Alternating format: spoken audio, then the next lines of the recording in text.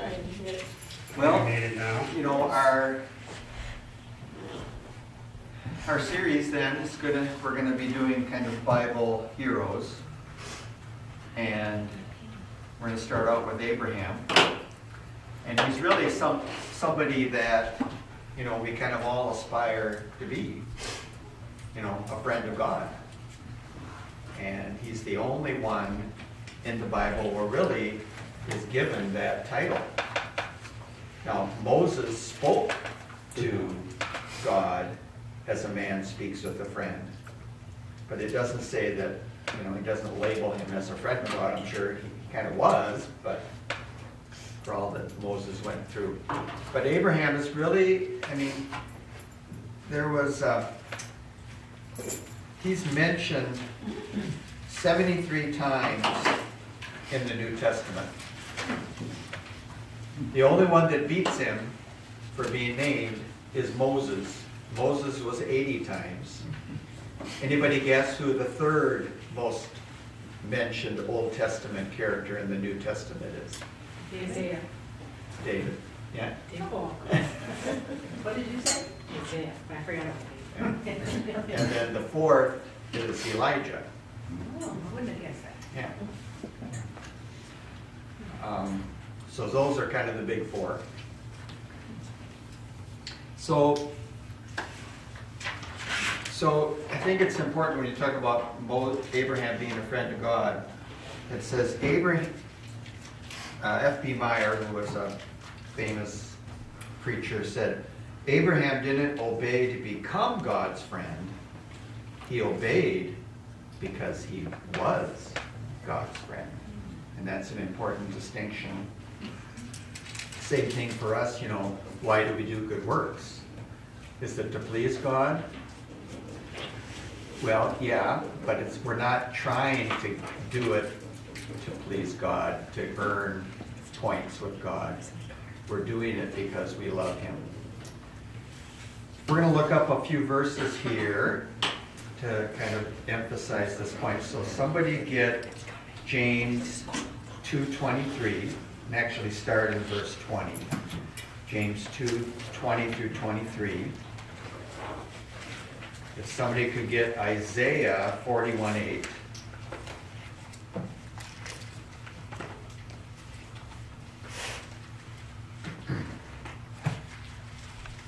Somebody gets 2 Chronicles 27. It's about King Jehoshaphat there, but mentioned. I got James. Okay, and then somebody get Isaiah 51:2. I'll get it. Okay, so who got, you got James? Yep. Somebody hit Isaiah 41:8? Yeah. Okay. And then 2 Chronicles 20, verse 7. Okay. Okay, so let's start with James then. Foolish man, are you willing to learn that faith without works is useless? Wasn't Abraham our father justified by works when he offered Isaac his son on the altar? You see that faith was active together with his works, and by works faith was perfected. So the scriptures was fulfilled that says, Abraham believed God, and it was credited to him for righteousness, and he was called God's friend. He was called God's friend. He was called God's friend. Okay, how about the Isaiah 41:8? But you, Israel, my servant, 51. my friend. Okay, why don't you read that again? There's a 51:2 also, but this is 41:8. But you, Israel, my servant, Jacob, whom I have chosen, descendant of Abraham, my friend. Yeah, there God's saying that again. And Jacob kind of rode on the coattails of Abraham. A lot of people rode on the coattails of Abraham. Isaiah 51:2. Look to Abraham your father, and to Sarah who bore you, for I have called him alone, and blessed him, and increased him. Okay. Just ask people to do And then 2 Chronicles 20, verse 7. That's where we're at. Oh, our God, Did you not drive out the inhabitants of this land before the people, your people Israel, and give it forever to the descendants of Abraham, your friend? There you go. So over and over again, not just passing doctrine, it was really true. I was listening to a little message by J. Vernon McGee on Abraham, and he was saying that something I'd never thought of, that Abraham worldwide is probably the best known Bible character. When you think of it, 3 major religions all trace back to Abraham: Islam, Judaism, Christianity. When you total all those billions of people up, that's probably, the biggest. And, probably most people have heard of Abraham. Even people that are, very sketchy on their religious background. He was pretty long-lived too, wasn't he? He lived 140 some years or something. We're going to get to that, but yeah, he was quite the guy. I mean, after Sarah died, he married Keturah, and he was well over 100, and he was still having children. So, pretty amazing. What he died. We don't know what Keturah was like.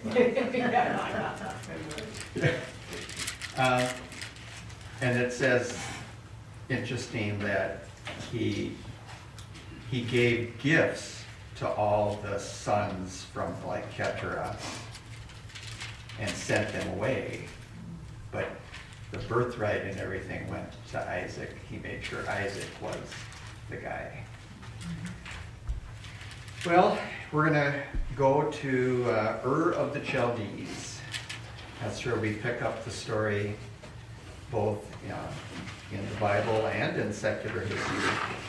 Abraham's now 60 years old. It's interesting we don't have any real background of him as a youngster growing up or anything. All of a sudden, here he appears. He's 60.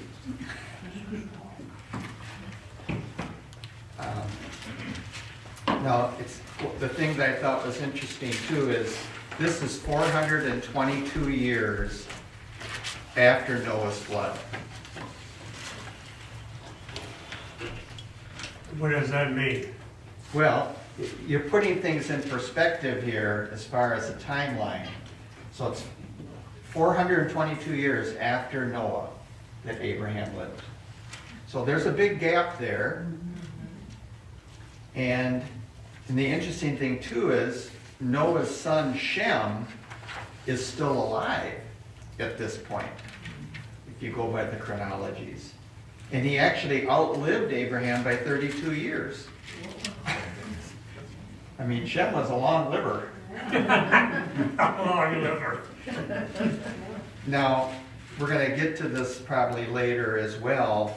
Some people have speculated that when Abraham met Melchizedek is actually Shem. I mean, that's not a hill to die on, but Shem would have had a real godliness. And Melchizedek was a priest of the Most High God,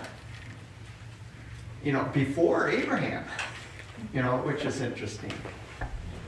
That God was at work, and there was still that remnant from the days of Noah's offspring, that was still, believing in the true God, obviously, because Melchizedek came out of kind of nowhere to talk to him. Well, Ur of the Chaldees. Now, when we think of those time periods, we think, man, they were really just, caveman type people, living off the land. But Ur was not a primitive place. In the 1920s, it was excavated by a famous archaeologist named Leonard Woodley. This is some things that he found. He found middle-class homes that had 10 to 20 rooms in it. Now, they probably had extended families, like the Israelites. You know, they would, okay, the son got married, okay, build on another little addition for them. Not going to completely leave home. But, so that's pretty significant. They found a school that was there.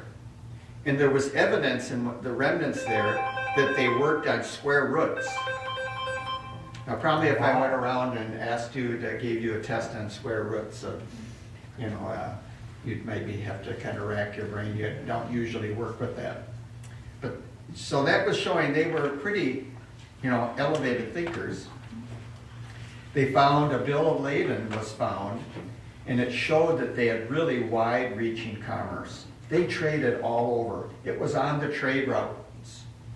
So the caravans would come through, they'd bring things, I don't know from how far, it didn't say, you know, maybe from the Far East, who knows. It doesn't show any evidence that they traded with the Vikings, although if the Vikings had been around, I'm sure they probably would have traded with them. They found a guest room. They found guest rooms in homes. You didn't have to go. And in those guest rooms, there was a lavatory and a chapel to worship their gods. Ur Chaldees was not a God, Jehovah-believing community. And they actually found Abram's name on some tablets to really confirm, yes, Abram at that time, he was Abram, not Abraham. Abram means father, and Abraham means father of many, which was ironic, of course. And in this movie I have of Abraham, it's like the people are kind of chiding him and Sarah, you know, and maybe Tara is saying, so when are you guys going to have some more grandchildren? So Tara was his father.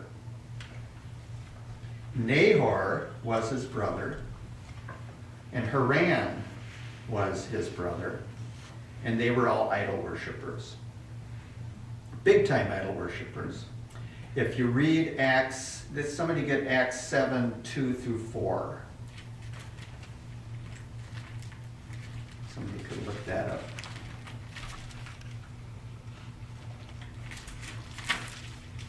Gives a little glimpse. Now this is sometimes called, we're going to talk about that, progressive revelation. What Abram knew in Ur and Haran isn't what he knew when he was in Hebron. God revealed more and more of truth. Okay, somebody got that Acts 1? Acts 7? Okay, Karen? And he said, hear me, brethren and fathers, right? Yeah. Okay. The God of glory appeared to our father Abraham when he was in Mesopotamia before he lived in Haran.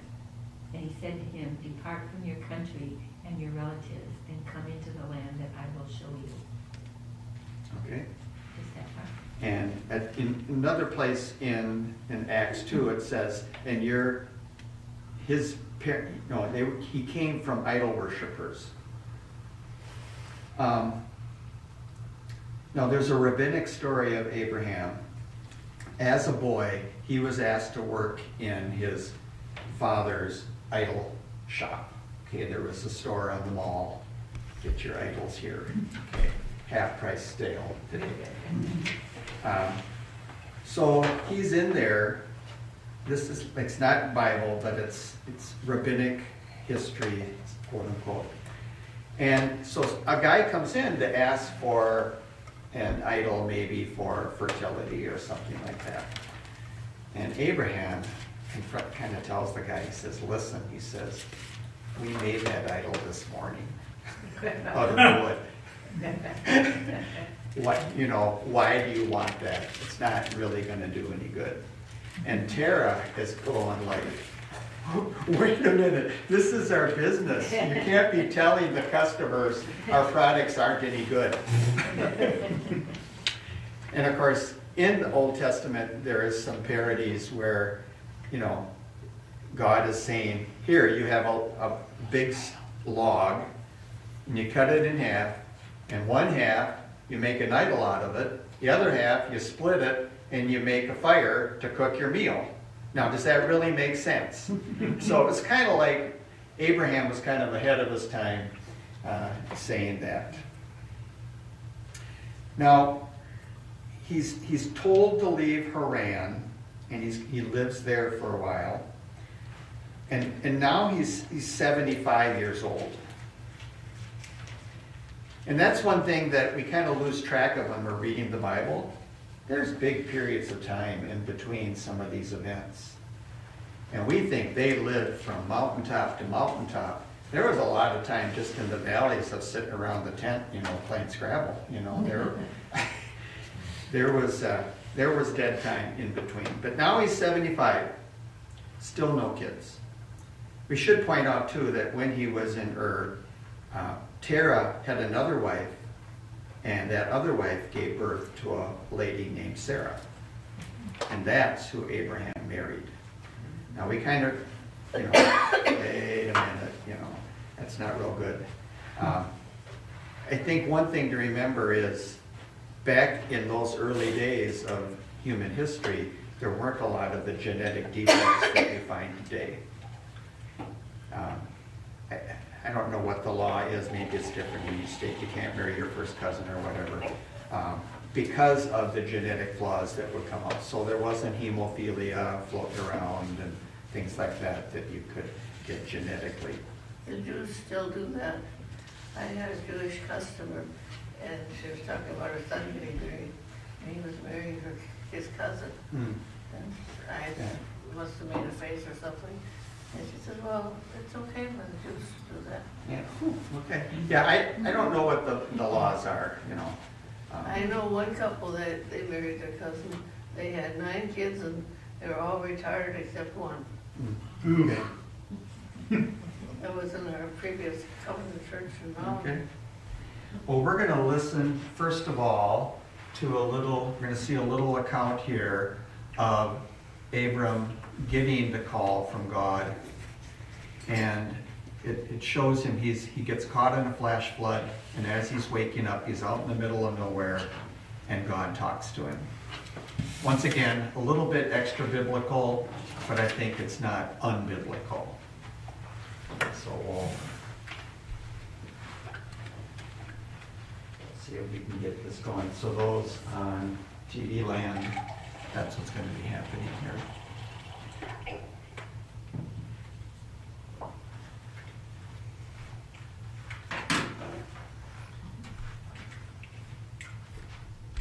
Well, let me just get this right. We're going to watch something else. Okay.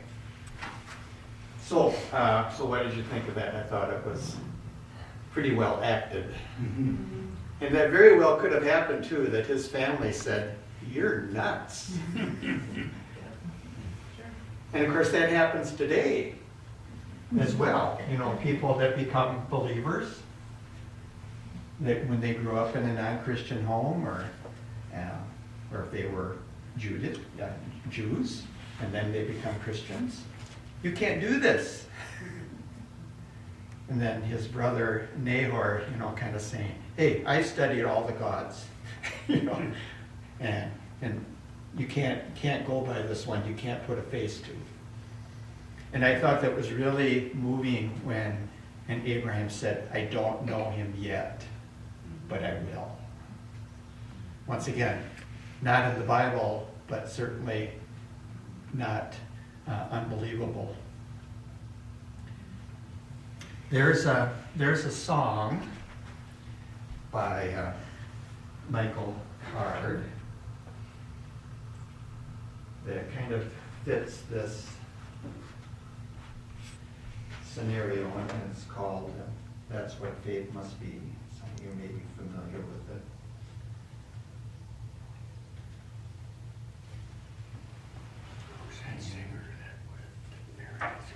And I got to change how we get to it. She's too young. Recently? No.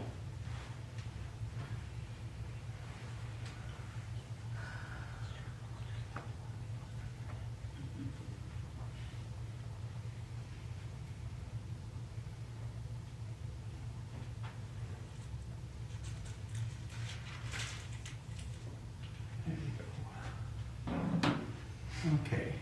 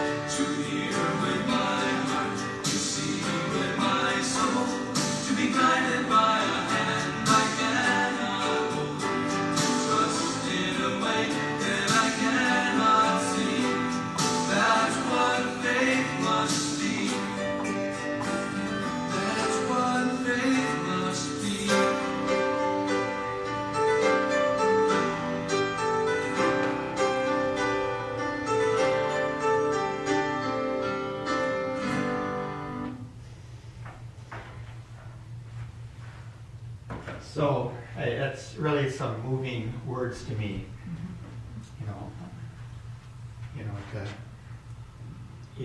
And that's what faith must be.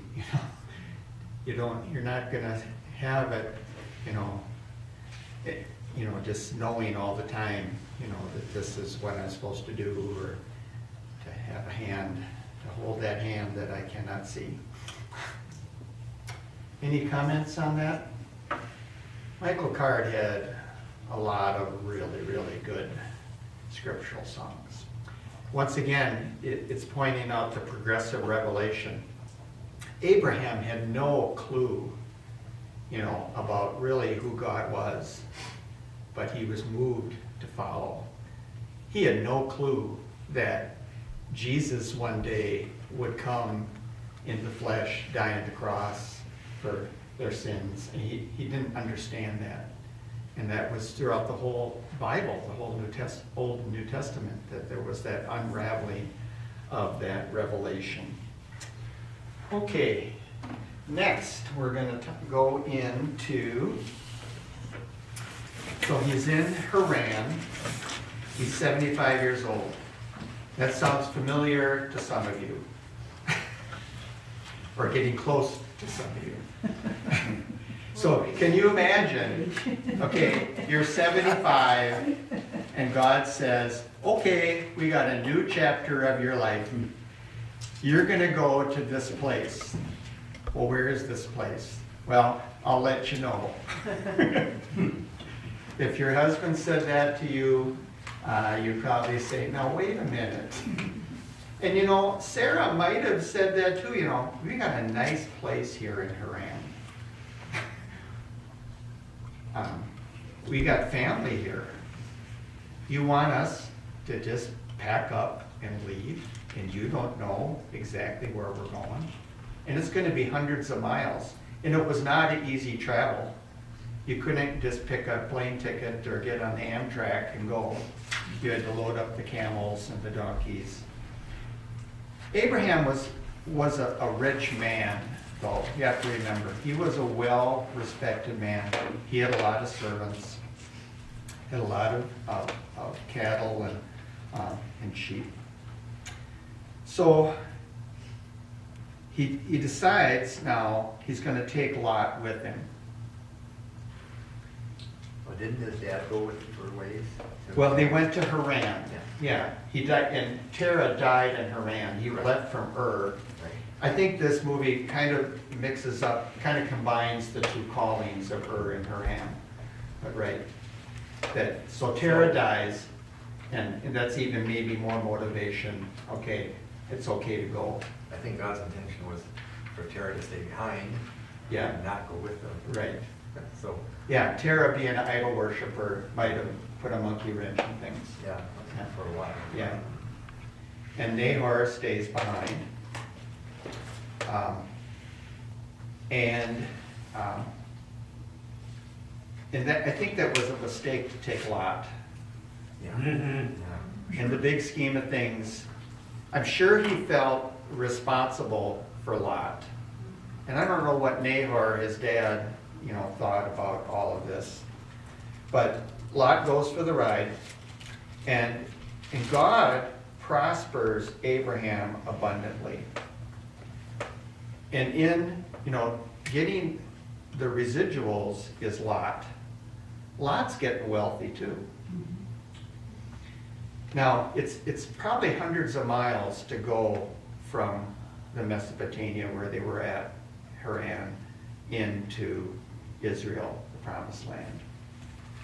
Well, he finally gets there. Let's look up Genesis 12, 7 through 8. This is a real characteristic of Abraham, which shows kind of his heart. So I'll read that here. Genesis 12, 8.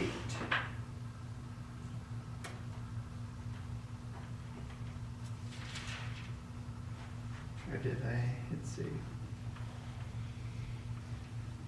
I can read it if you want me to. Oh, from there he moved to the hill country east of Bethel and pitched his tent, with Bethel on the west and Ai on the east. And there he built an altar to the Lord and worshiped him. A God that he didn't really truly understand, but he wanted to, and he built an altar. Bethel, of course, means what? House of bread. Yeah, house of bread, or house of God, and not Bethel College. And then Ai on the east. Now, Ai is considered, I think the word kind of means destruction. So you'd rather be in Bethel. And then F.B. Meyer says about this, God's calls are not always accompanied by reasons, but they are always accompanied by promises, expressed or understood.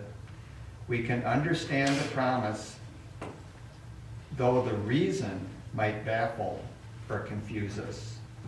God might be leading us or you somewhere, and you might not completely understand the reason for it, but you know that you probably should do it. And that's kind of the way it was with Abraham. He didn't really get it. God didn't send him, a big tablet printed out. Okay, turn right at, the Euphrates and, all this, He didn't have GPS, and then, we don't have him say, you need to build an altar. Maybe he kind of understood that. So, also, Shechem is a place where he builds an altar. Now, Shechem also is an area that later Jacob would have conflict with if you remember. Did he build an altar to make sacrifices on, or was it? Yeah, I think so, yeah. I think that was probably even in pagan culture, you were still making, sacrifices of animals, right? Yeah.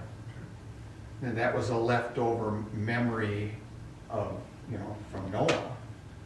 Maybe people didn't understand that's why they were doing it, and they'd certainly lost, for the most part, their knowledge of the true God. In 400 years, I mean, that's a lot of time, but still, they should have still remembered Noah.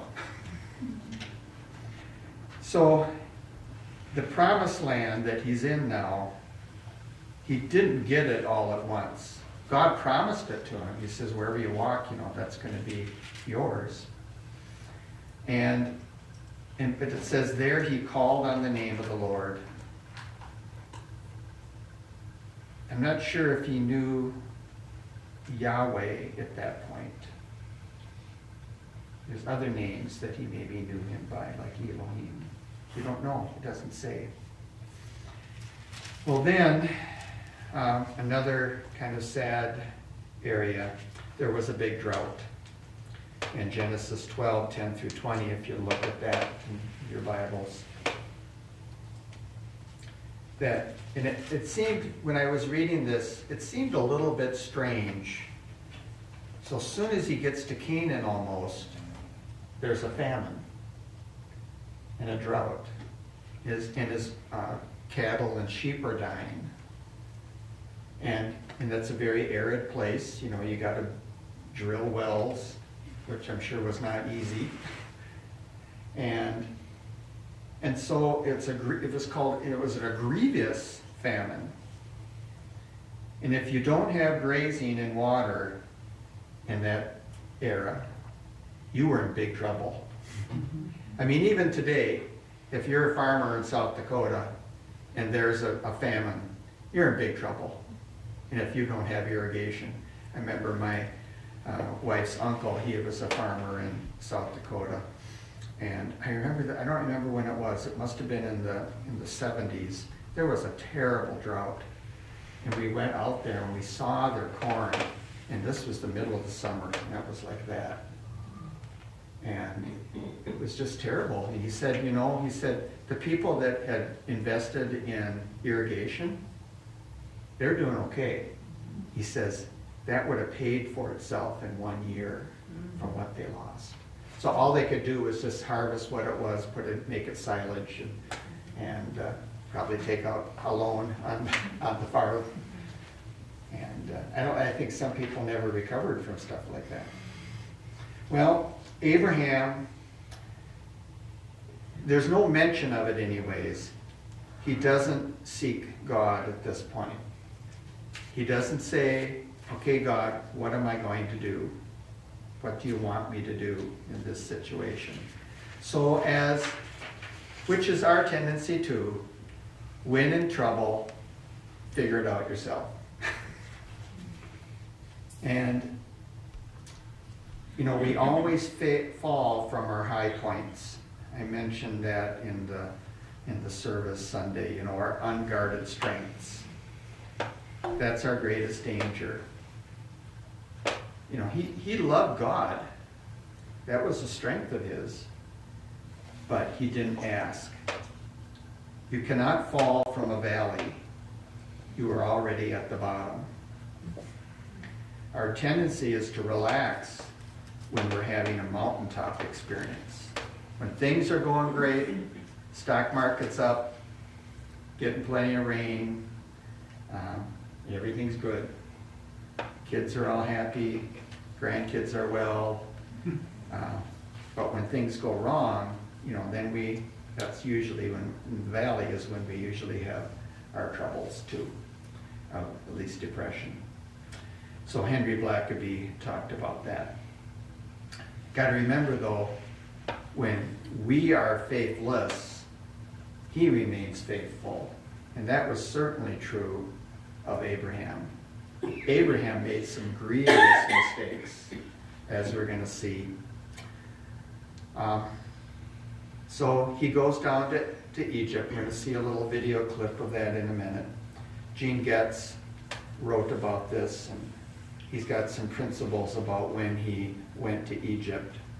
Now, principle number 1, we will face periodic crises in our Christian life, even when we are following God fully. That's the mistake a lot of people make too, isn't it? Hey, I've been reading my Bible, I've been going to church, I've been faithful, and why is this happening to me? I think of that with my sister. Just this week, she found out she has leukemia and given 2 years to live. A wonderful Christian mom, grandmother, taking care of her husband who has Parkinson's. And you think, why? Well, part of the why is we live in a fallen world. And the rain falls on the just and the unjust. That's one we always have to remember. So there's natural circumstances like famine. And then there's disobedience, like lying about Sarah. I'm sure Sarah didn't feel real great about that. We're not going to show this part of the clip, but so Sarah and Abraham and all their servants and all their cattle and Lot and everybody, they're going down to Egypt. Now, this is not necessarily biblical. Maybe it makes sense that there's kind of a guard at the border checking the immigrants that come in. And he's saying, okay, who are you? How many people are with you?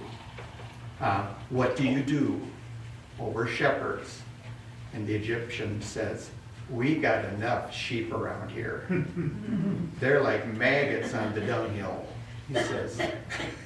And he says, and he kind of stamps it, position, denied.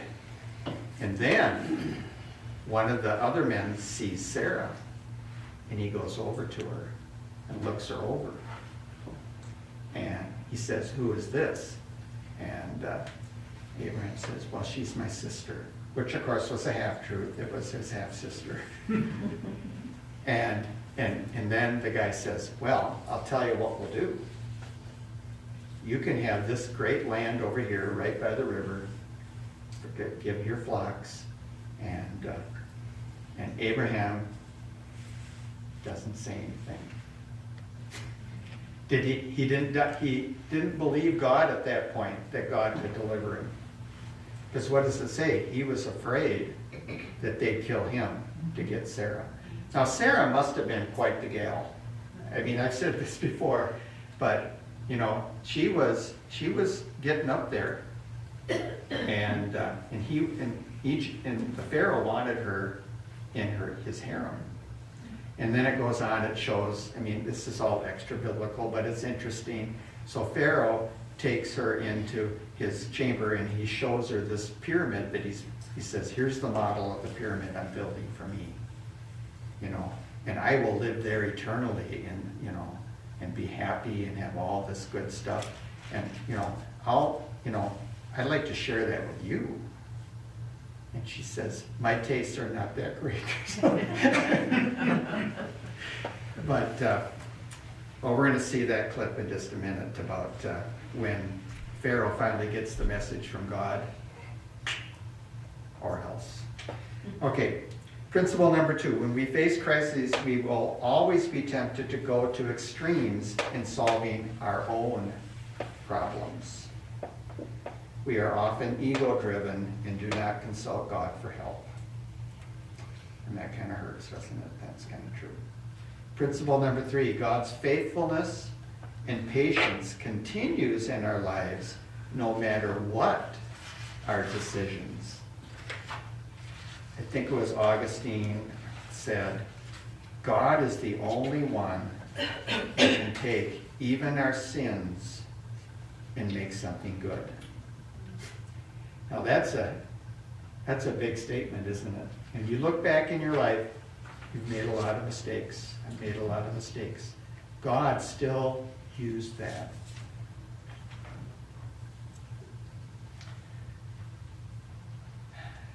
Number 3, God's faithfulness and patience continue in our lives no matter what. Failure is always painful, but it never thwarts God's purpose for his children. God was not going to let Pharaoh take Sarah, despite Abraham's being a chicken. And Pharaoh regretted it. I mean, in a way, Pharaoh wasn't at fault. I mean, he was, he thought, well, here's this sinful gal, I already got a couple thousand in my harem, what's one more? Principle number 4, we must follow God's divine order in determining his will for our lives. We need to consult God. We need to consult other mature Christians. We need to observe circumstances carefully, what's going on around us, and then be cautious of feelings. There's the old, I can remember exactly, Watchman Nee story about the 3 men, faith, fact, and feeling. And when they got on a log to cross a river, if feeling went first, they all fell in. But when fact went first, followed by faith, then feeling at the end, then they made it across the river fine. I remember we did a little demo of that years and years ago. We had 3 little boys, and it was Timmy Gilton and Landon and somebody else. And they demonstrated that we had a log up in front or something, and we had labels on them, faith, fact, and feeling, and then we had them walk across and what happened when each of them did. You probably don't remember that. Well, there was the betrayal of Sarah. That would have been a hard one for Sarah to forgive, I think. That's what I was just thinking. Thanks a lot, Abram. What happened when she got back together with him? That's Yeah, the right. question. And she's a minimum, she was 10 years younger than Abraham, So so she's at least 65. Right. And maybe older, we don't know the time frame. Right, between the time yeah, they arrived right. And when this happened. Yeah. So yeah, I feel really abandoned Right. Well, Abraham, at this point, they say he's probably 80 and Sarah's 70. Yeah. So, and it says she was very beautiful. I still think that, when she was 90, the Philistine prince wanted her. And so I really believe that when God restored her fertility, he did more than that. He gave her the fountain of youth somehow.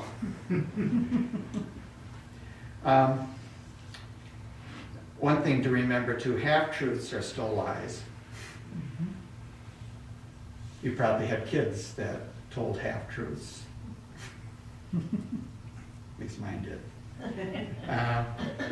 Situation ethics is wrong because it refuses to believe in the sovereignty of God.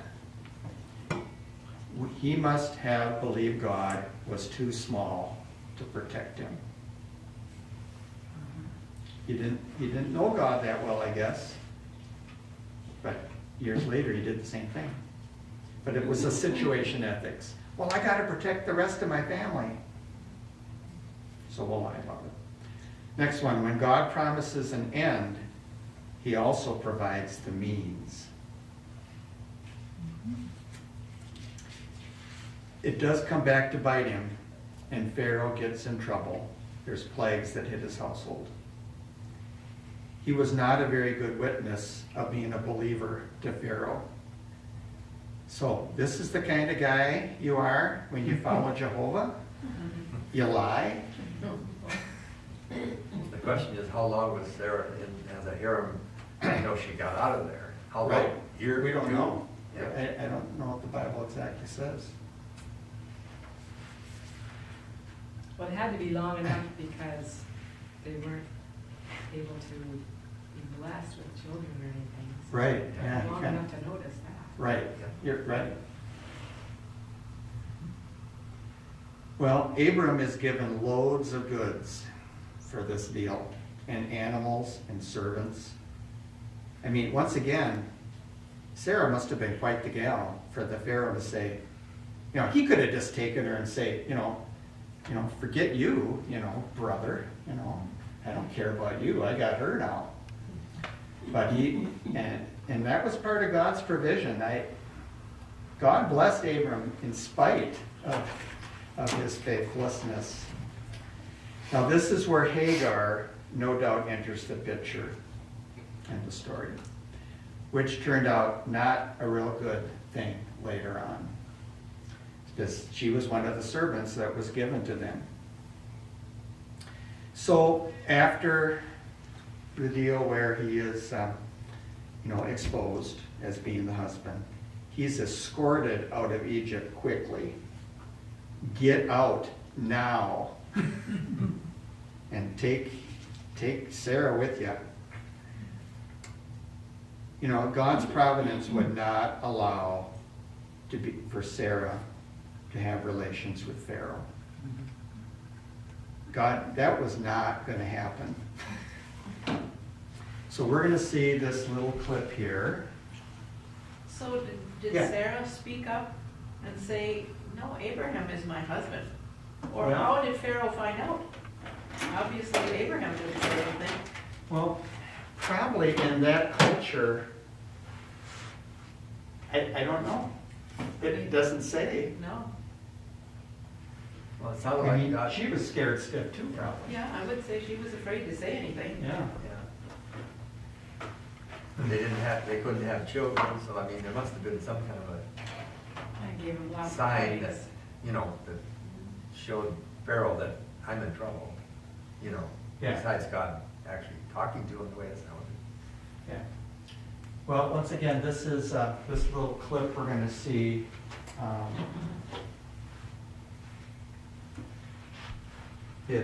Once again, it's not totally maybe completely biblical, but I think it's certainly not completely unbiblical either. So let me find okay. So this is Pharaoh after he gets ill. He figures out. Majesty. Get the She is good looking. Barbara Hershey. And Abram is Richard Harris. He's a good actor. Yeah. I mean, he looks like Abraham to me. So interesting too, remember Pharaohs thought they were gods. Mm-hmm. And so that was quite an affront to be afflicted by some other god. And then finally, I thought that was good at the end. Get out. Take everything you touched and get out of here. It was not a great Christian testimony. Well, she didn't seem too mad at him. But she was probably glad to get out of that. Any comments or questions on that? I thought it was interesting that when he went in to see Pharaoh and he told him to bow down and he didn't. Yeah. He just stood like he wasn't going to bow to him because he wasn't worthy of that. Yeah, right. So, And that could have been that could have been grounds for beheading. Yes. Yeah. Yeah, of course we don't have record of that in the Bible, but we have the gist of it in the Bible that Pharaoh did kind of get mad and say, get lost. But and that's the thing that it's hard to understand, but God blessed him. He became even richer than he was, and apparently the famine was over at that point too, and they went back and to continue the story. Okay, well, thank you for coming today. Won't we close in prayer and remember Pastor Steve today as well. Heavenly Father, thank you for today. Thank you for the example of Abraham, that he was someone who was just like us, that flawed, and but yet you used him.